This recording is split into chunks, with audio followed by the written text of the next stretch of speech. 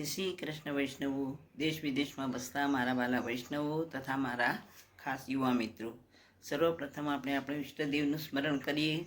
શ્રી કૃષ્ણાય નમઃ, શ્રી ગોપીજન વલ્લભાય નમઃ, શ્રી આચાર્ય ચરણકમલેભ્યો નમઃ, શ્રી ગોસાઈજી પરમ દયાલવે નમઃ, શ્રી ગુરવે નમઃ, શ્રી યમુના મહારાણ્યે નમઃ. વૈષ્ણવો, હવે આપણે આપણા 2 શ્લોકોનું પઠન કરેલ છે, અનુવાદ જાણે છે. હવે આજે આપણો 3જો શ્લોક. ગંગાદી તીર્થવરેષુ દુષ્ટૈ એવ વૃતેષ્વિહ દુષ્ટૈઃ એવ આવૃતૈઃ ઇહ તિરોહિતાર્થદેવેષુ કૃષ્ણ એવ ગતિર્મમ તિરોહિતઃ આધિદૈવેષુ. તિરોહિતા વટે અદૃશ્ય થઈ જવું, અંતર્ધ્યાન થઈ જવું એવા અર્થથી. દેવીશુ આધિદેવી, એની આધિદૈવિકતા છે, એ બધી અંતર્ધ્યાન થઈ ગઈ છે. ગંગાદિ તીર્થવર્યેષુ, ગંગા આદિ તીર્થ બધા. દુષ્ટૈઃ એવ, દુષ્ટોથી આવૃત, આવૃત એટલે ઘેરાયેલા. ગંગા આદિ જે તીર્થ છે, આદિ તીર્થ સ્થાનો, જે પણ આપણા તીર્થ સ્થાનો છે તે દુષ્ટૈઃ એવ, દુષ્ટોથી જ ઘેરાયેલા છે. તિરોહિતઃ આધિદૈવેષુ, તેનું આધિદૈવિક જે રૂપ હોય, ગંગાનું જે આધિદૈવિક રૂપ છે, પવિત્રતા છે, તેનું જે મહાત્મ્ય છે, તે બધું નષ્ટ થઈ ગયું છે. તિરોહિતા એટલે અંતર્ધ્યાન થઈ જવું, અદૃશ્ય થયું, કંઈ રહ્યું જ નથી. બધા દુષ્ટ લોકોનું સામ્રાજ્ય છે ત્યાં. ગંગાદિ તીર્થવર્યેષુ, ગંગા આદિ મોટા મોટા જે તીર્થો છે એ દુષ્ટૈઃ એવ આવૃતઃ, દુષ્ટોના દ્વારા, દુષ્ટ લોકોના દ્વારા જ બધા ઘેરાયેલા છે. તિરોહિતાર્થ દેવેશુ, અને તે તીર્થોનું આધિદૈવિક જે છે, આધિદૈવીશુ, તિરોહિતા એટલે અંતર્ધ્યાન થઈ જવું, અદૃશ્ય થઈ જવું. અને તે તીર્થોનું જે આધિદૈવિક સ્વરૂપ જે છે એ બધું તિરોધાન થઈ ગયું છે, અંતર્ધાન થઈ ગયું છે. એવા ટાણે હે પ્રભુ કૃષ્ણ એવ ગતિર્મમ, કૃષ્ણ જ મારો આશ્રય છે, કૃષ્ણ સિવાય અમારી ક્યાંય ગતિ નથી. ગંગા આદિ તીર્થો છે, આદિ બધા તીર્થો છે એ દુષ્ટોથી જ ઘેરાયેલા છે, અને તેનું આધિદૈવિક સ્વરૂપ પણ નષ્ટ થઈ ગયું છે. એવા સમયે કૃષ્ણ જ અમારો આશ્રય છે. અહંકાર વિમૂઢેષુ સત્સુ પાપાનુવર્તેષુ લાભ પૂજાર્થ યત્નેષુ કૃષ્ણ એવ ગતિર્મમ. અહંકાર વિમૂઢેષુ સત્સુ પાપાનુવર્તેષુ, સત્સુ એટલે સજ્જન, સજ્જન લોકો, અહંકાર એટલે અભિમાન, અહંકારથી વિમૂઢ થઈ ગયા, મૂર્ખ થઈ ગયા, જેને કાંઈ બુદ્ધિ જ નથી, બધું એમાં મગ્ન રહે છે. સત્સુ સજ્જન લોકો અહંકારના કારણે, અભિમાનના કારણે મૂર્ખ થઈ ગયા છે.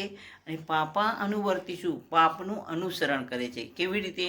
લાભ પૂજાર્થે યત્નેષુ, તેમની પૂજા માટે એમને જે ધનનો લાભ થતો હોય, મોટું માન મળતું હોય, ત્યાં માટે પાપનું કાર્ય બી કરવું પડે તો એ લોકો તૈયાર છે. પાપાનુવર્તીશું, પાપી કાર્ય પણ એ લોકો કરે છે. કોણ? સજ્જન લોકો, જે પંડિતો છે, જે અર્થે આપણે અહીંયા પંડિતના અર્થ લઈએ. અહંકાર વિમૂઢેષુ સત્સુ, સજ્જન લોકો અહંકારથી મૂર્ખ થઈ ગયા છે, અને પોતાના લાભ માટે, પૂજામાં પોતાને ધન લાભ જે થાય, માન મળે એ માટે પોતે પાપા અનુવર્તીશું, પાપનું પણ અનુસરણ કરવા તૈયાર છે. એવા ટાણે કૃષ્ણ એવ ગતિર્મમ, કૃષ્ણ જ મારો આશ્રય છે.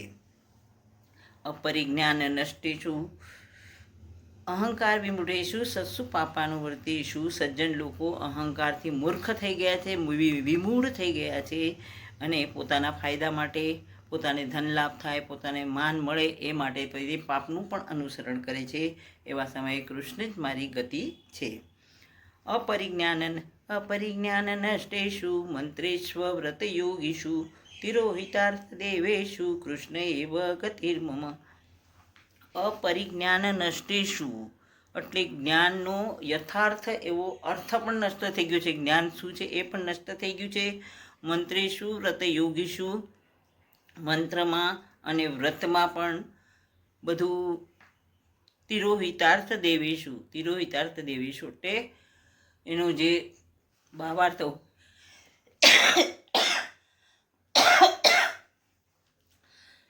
અપરિજ્ઞાન નષ્ટેષુ જ્ઞાનનો યથાર્થ જે છે એ પણ નષ્ટ થઈ ગયો છે.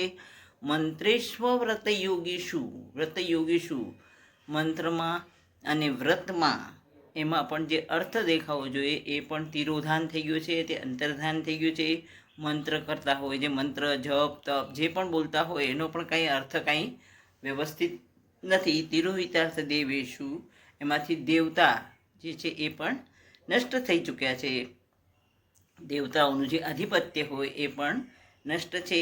એવા ટાણે કૃષ્ણ જ મારો આશ્રય છે. અપરિજ્ઞાન નષ્ટેશુ જ્ઞાનનો યથાર્થ નષ્ટ થઈ ગયો છે. મંત્રેશુ વ્રતયોગીશુ મંત્રમાં અને વ્રતમાં પણ જે દેવાધિદેવનું આધિપત્ય હોવું જોઈએ તે પણ નષ્ટ થઈ ગયેલું છે. તિરોહિતાર્થ અદૃશ્ય થઈ ગયું છે. એનો પણ કાંઈ ભાવાર્થ બરોબર સમજાવવામાં આવતો નથી, અથવા દેવાધિદેવનું જે અસ્તિત્વ છે એ પણ નષ્ટ થઈ ગયું છે. એવા ઠાણે કૃષ્ણ જ મારો આશ્રય છે. તો વૈષ્ણવો, આમાં આજે આપણા 5 શ્લોક પૂર્ણ થયેલ છે. હવે આગળ આપણે જોઈશું શ્લોક નંબર 6. જય શ્રી કૃષ્ણ.